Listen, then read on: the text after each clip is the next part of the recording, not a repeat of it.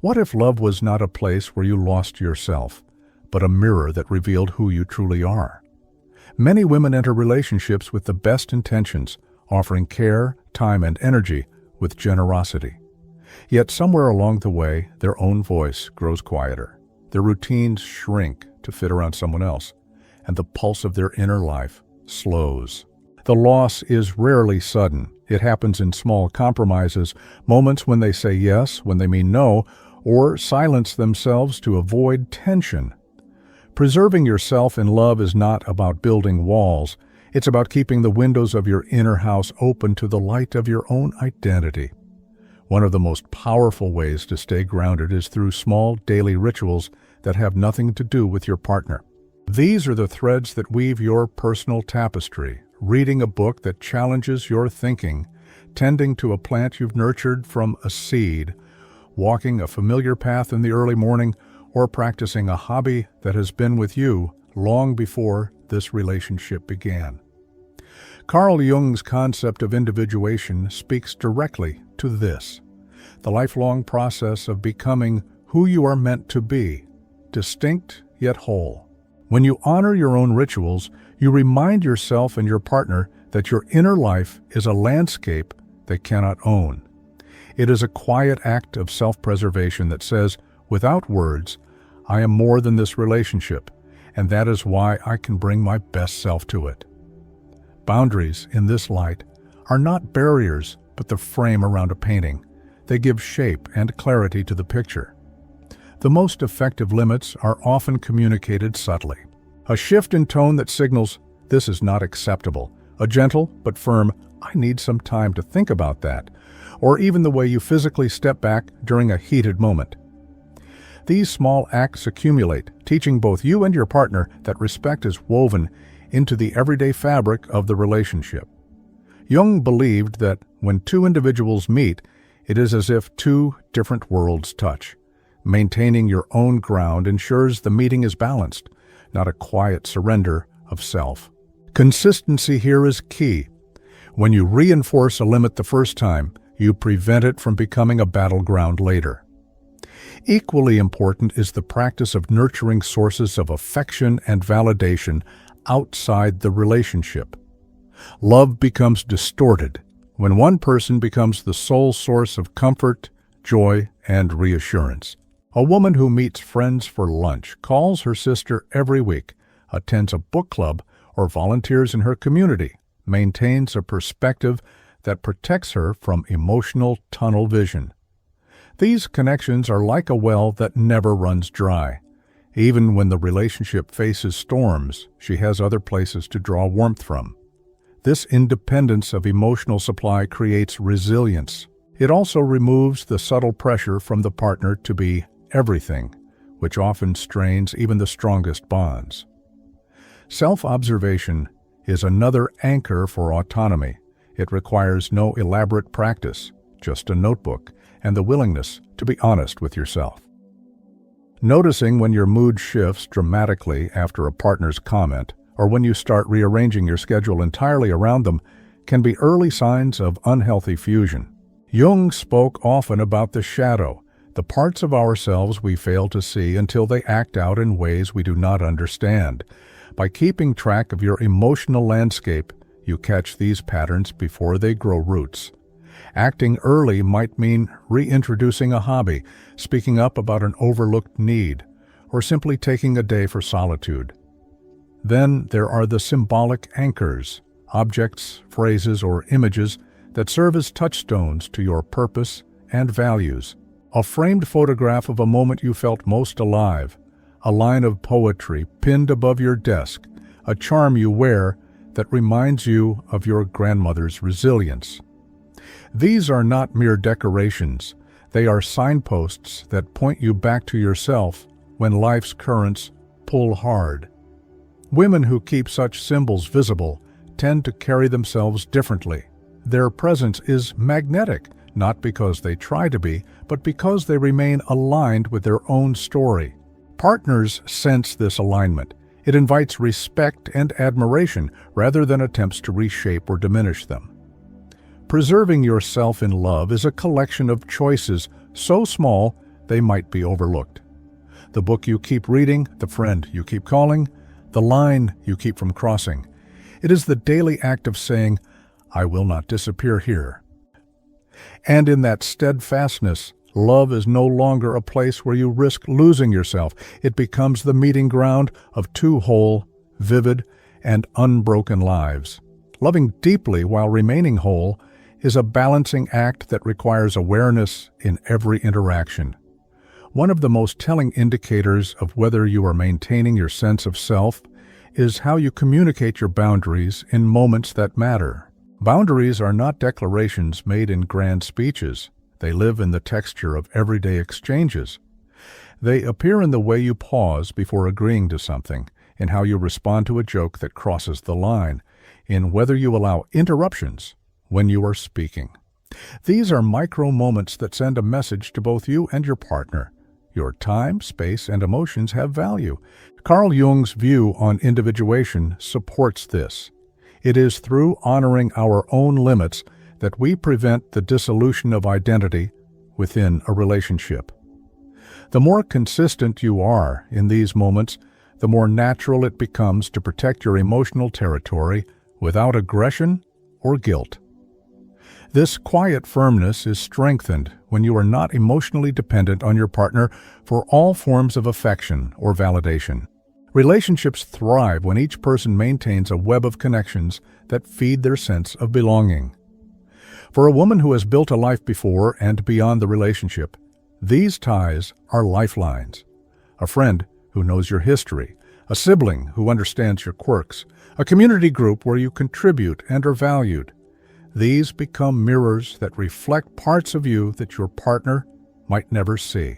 They help you keep perspective during conflict, reminding you that your identity is vast and cannot be reduced to one role. Psychologically, this disperses the weight of expectation, creating space for love to be chosen, not clung to out of necessity. Keeping this perspective also relies on cultivating self-awareness. Without it, emotional dependency can grow unnoticed. A simple practice is to check in with yourself daily. Ask what occupied most of your thoughts, what emotions lingered the longest, and whether your actions aligned with your own priorities. Over time, these reflections become a map, highlighting where you are steady and where you are drifting too far into another's orbit. Jung's concept of the shadow reminds us that blind spots are not flaws to be ashamed of, but parts of ourselves waiting to be integrated. By noticing patterns like consistently shelving your own needs to avoid discomfort, you reclaim the power to adjust before resentment or loss of self takes hold. Symbolic anchors deepen this process. When you surround yourself with reminders of who you are and where you are going, you create a physical environment that protects your identity. These can be small and personal. A journal where you record your aspirations, a painting that evokes a place you long to visit, a quote that captures your philosophy on love and independence. Such objects become more than decoration. They are quiet witnesses to your journey. In moments when the relationship feels all-consuming, glancing at these symbols can reawaken a sense of proportion. They remind you that love is a part of your life, not the sum of it. When you weave together these micro-habits, consistent boundary communication, maintaining external bonds, practicing daily self-observation, and keeping symbolic reminders close, you create an emotional framework that supports both connection and individuality. This framework does not distance you from your partner. Instead, it enriches the relationship. It allows you to show up with authenticity, to offer affection without fear of losing yourself, and to engage in intimacy without eroding the foundation of your own life. The truth is, love becomes most magnetic when it is not about completion, but about expansion. Two whole individuals meeting at the intersection of their separate lives create a dynamic that is both stable and alive. A woman who knows herself, tends to herself, and honors herself invites the same from her partner.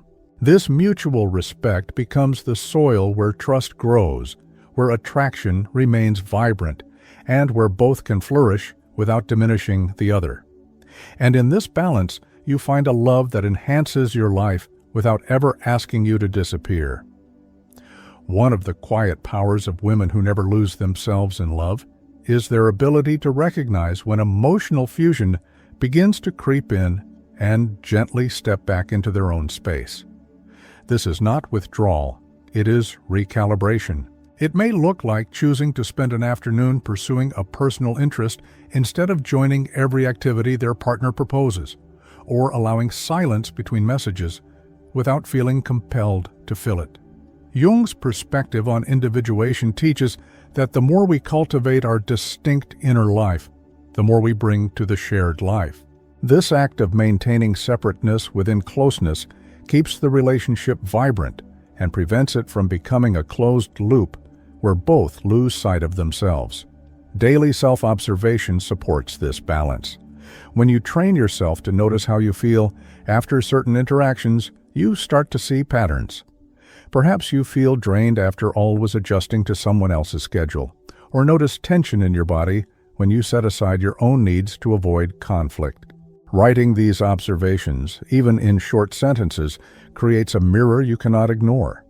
Over time, you learn to recognize early warning signs, a creeping resentment, a loss of enthusiasm for personal projects, a subtle fading of friendships. Acting before these signs take root preserves the health of both you and the relationship. This is not about avoiding intimacy. It's about ensuring that intimacy does not cost you the essence of who you are. Equally essential are the symbolic anchors that hold your purpose steady. A necklace passed down through generations, worn not for fashion, but as a reminder of the resilience of women before you. A vision board with images that speak to your dreams beyond romance. A single sentence in a journal that you read every morning, "I choose my life fully." These anchors serve as touchstones, pulling you back to your own narrative when the gravitational pull of the relationship feels strong. Psychologically, they reinforce what Jung understood well, that symbols carry power because they speak directly to the unconscious. When you keep them in sight, they become allies in protecting your individuality. Maintaining external sources of connection continues to weave a safety net beneath you. These are not optional extras, they are essential structures. A lunch with friends where you laugh without filtering yourself through your partner's presence. A class you attend where your identity is defined by your own skill and curiosity. Even brief phone calls with family members who know you outside the lens of your romantic life. Each of these moments feeds your selfhood and reminds you that you exist in many worlds, not just the shared one with your partner. Boundaries remain the invisible lines that make all of this possible. They do not have to be rigid or cold. They can be warm, clear, and steady. Saying, "I need some time to think about this before making a decision together," or "I'd like to spend Saturday on my own project," is not selfishness. It is the maintenance of the self that allows love to thrive. Partners who respect these lines tend to appreciate the richness and independence they create. Partners who resist them often reveal an imbalance that needs to be addressed before it deepens into dependence or control. When these habits work together, self-observation, symbolic grounding, external support, and consistent boundaries, they form an ecosystem where love is both safe and alive. The woman who cultivates them does not fear losing herself because her roots run deep into her own life. She can give without emptying, receive without clinging, and love without erasing her reflection from the mirror. In the end, this is what makes her presence magnetic. She belongs first to herself. And that wholeness is what makes her love worth receiving. A woman who keeps herself intact in love understands that her relationship is a chapter in her life, not the whole book. This awareness changes how she moves through daily interactions. She can enjoy shared moments deeply without needing to merge every aspect of her identity with her partner's. This means letting her own traditions, values, and dreams breathe even when the relationship is thriving. Jung often spoke of the self as a journey toward wholeness, not a merger into someone else's path. When two people walk side by side rather than in each other's footsteps, both retain the freedom to grow. One of the most subtle yet powerful ways this independence shows is in the consistent practice of micro-habits that affirm her personal narrative. Waking up early to write before the rest of the house stirs, choosing a morning walk over scrolling through messages, spending an hour on a creative project with no intention of sharing it publicly. These actions may seem small, but they act as daily votes for her autonomy. Over time, they form an unshakable core that no disagreement or romantic high can displace. She also uses her environment as a silent ally, a bookshelf filled with titles that shaped her thinking, a workspace that reflects her passions. Even the way she decorates her home carries her fingerprint. These spaces remind her, and anyone who enters, that she is a whole person with a history, taste, and direction of her own.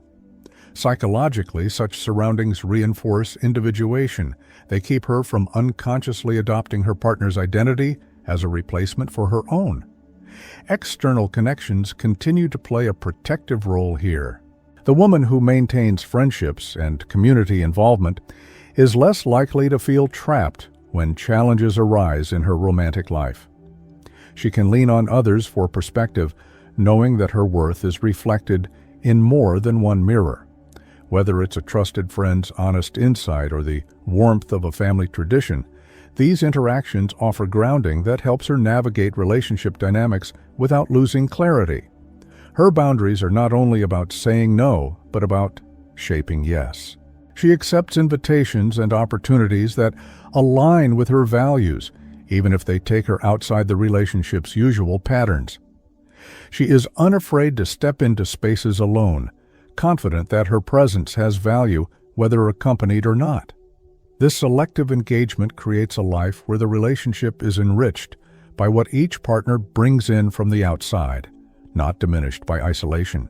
Most importantly, she holds a quiet understanding. Loving someone does not require the sacrifice of selfhood. In fact, the more she remains herself, the more authentic and lasting the love becomes. Jung's lens shows us that the healthiest unions are those where each individual continues their own inner work. Love is not meant to halt that process. It is meant to walk alongside it. When she lives by this truth, she moves through love with both tenderness and strength, able to open her heart without losing her reflection in the process. In the truest sense, a woman who never loses herself in love moves through relationships with an awareness that each bond is a chapter, not the entire book. This perspective allows her to welcome intimacy without abandoning the core of who she is. She understands that love is not meant to consume her identity, but to complement it. While she values the connection, she knows her fulfillment cannot be outsourced. It is something she cultivates within herself through deliberate choices, small rituals, and a constant return to her own voice. Her life is shaped by micro-habits that protect her individuality. She chooses solitude when her spirit calls for quiet reflection, understanding that being alone is not the same as being lonely. She says no when something conflicts with her values, even if that refusal is uncomfortable in the moment. She continues to invest in personal projects, creative pursuits, and friendships that existed long before the relationship and will remain if it ever ends. These habits keep her grounded, ensuring that her sense of worth is never fully tied to her partner's attention or approval. The physical and symbolic anchors in her life act as silent guardians of her identity. A journal filled with her private reflections becomes a record of her inner journey. A framed photograph of a personal triumph reminds her of her strength during past challenges. Objects and spaces curated to reflect her values keep her environment aligned with her inner world. Psychologically, these symbols act as constant affirmations that she belongs to her own story first, even as she shares her life with someone else. Her self-observation is intentional and disciplined. She pays attention to the subtle shifts in her behavior and emotional state, whether she's speaking less in conversations, compromising too quickly, or neglecting her personal commitments. This early detection allows her to correct course before patterns of self-abandonment take hold. Jung's work on individuation is reflected here. She integrates the parts of herself that might otherwise fade in the shadow of a relationship, keeping her whole and self-aware. External connections remain essential pillars. She nurtures friendships that challenge and inspire her, maintains family bonds that remind her of her roots, and engages with communities that share her passions. These relationships offer perspective and grounding, ensuring that her emotional life is supported by more than one pillar. In times of strain within the relationship, these networks help her maintain clarity and resilience. Her boundaries are steady and compassionate, not walls but clear edges that define where she ends and another begins. She accepts only the kind of love that respects these edges, understanding that genuine connection thrives in the presence of mutual respect. This approach allows her to remain emotionally generous without sacrificing her independence. In love, she gives deeply, but from a place of fullness. She meets her partner as an equal, not as someone seeking completion. This is what makes her presence magnetic. Her sense of self is intact, her identity is vivid, and her love is offered freely rather than out of need. The relationship becomes a meeting of two complete individuals, each enriched by the other, but not dependent on merging to feel whole. Ultimately, she lives by a quiet truth. The most enduring intimacy is built between people who do not ask each other to disappear.